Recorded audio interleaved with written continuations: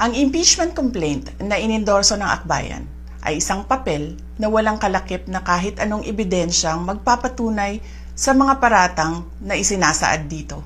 Kaya malinaw na lahat ng ito ay isang uri ng harassment at pang-aabuso sa proseso ng impeachment ng grupong akbayan.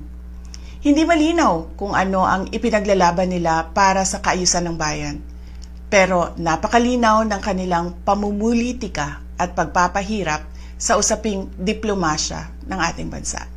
Mga kababayan, walang kredibilidad ang akbayan upang mag-endorso o magsumite ng impeachment complaint.